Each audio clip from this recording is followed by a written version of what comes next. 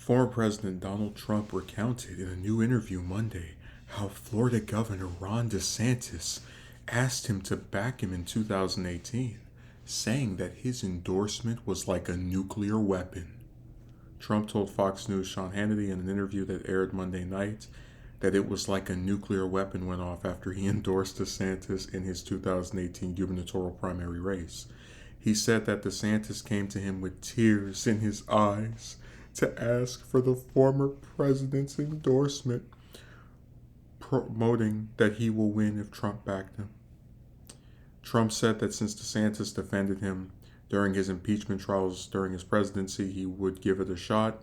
He claimed he asked DeSantis to write out what he wanted Trump to say in his endorsement, but Trump changed the writing to make it great. I said, "You write out what you'd like and let me see it." He wrote it out. I thought it was terrible. I changed it, made it great, and gave him a great endorsement. From the moment I pressed that button, he blew the guy away. The race was over, Trump said. Trump added that DeSantis could be working in a pizza parlor or a law office if it was not for the endorsement, saying that he could never have gotten the nomination if it wasn't for him. This is not the first time Trump has shared his account of how he endorsed DeSantis in 2018 over the weekend.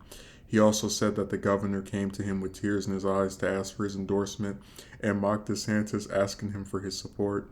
Trump also said earlier this month that he probably regrets endorsing DeSantis in the 2018 race.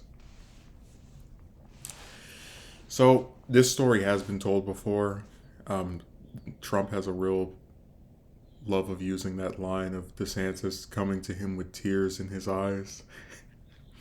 But the only part of this I find kind of offensive a little bit is the part where he says that DeSantis could be working in a pizza parlor or a law office. Just because we know how these people are. When they get out of office, they usually follow two paths. A career of trying to get back into office, right, where they want to run for something else, but they can't quite decide what it's going to be.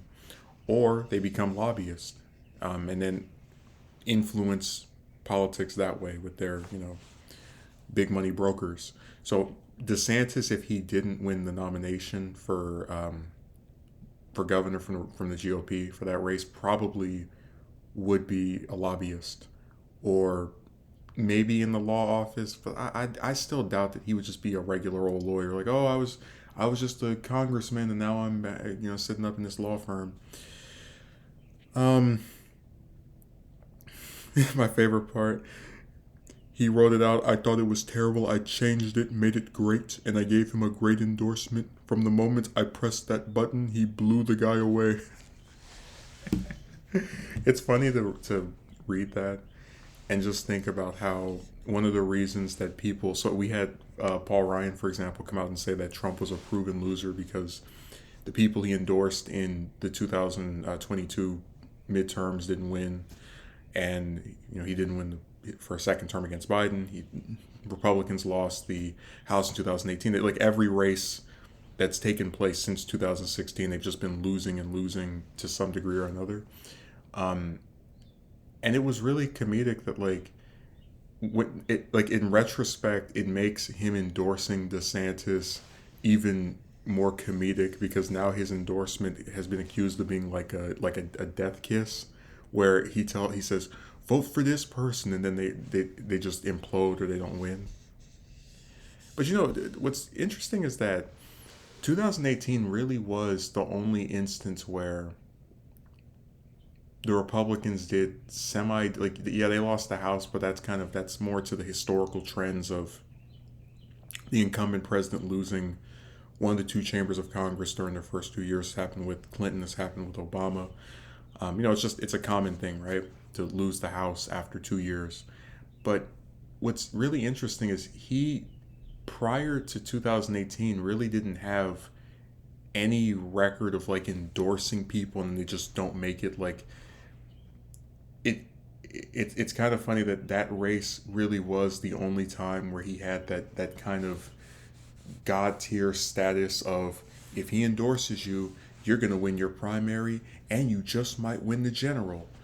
But now it's like he's a pariah for endorsements. Like, he can get himself elected. I said before, Trump's the odd-on favorite to win the Republican nomination at this point. And even though I think a lot of that has to do with DeSantis and Haley kind of like being scared to directly confront him and really strike him in places where it could hurt. But it's interesting how he like I don't like making comparisons, but he kind of reminds me a lot of Obama in the sense that you have this person that can either get themselves elected, they're charismatic, they're popular in their own party to a very large, in my opinion, ridiculous extent.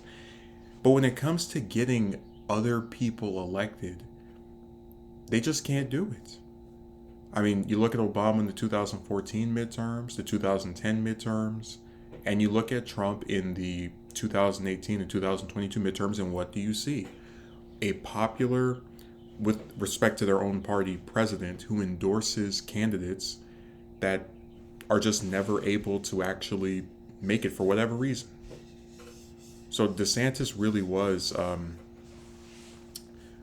someone who probably, I'm not gonna say he came to Trump with tears in his eyes, although from like thanks to that quote, I just keep picturing someone taking an image of DeSantis with like maybe his mouth open and he just has the water coming down.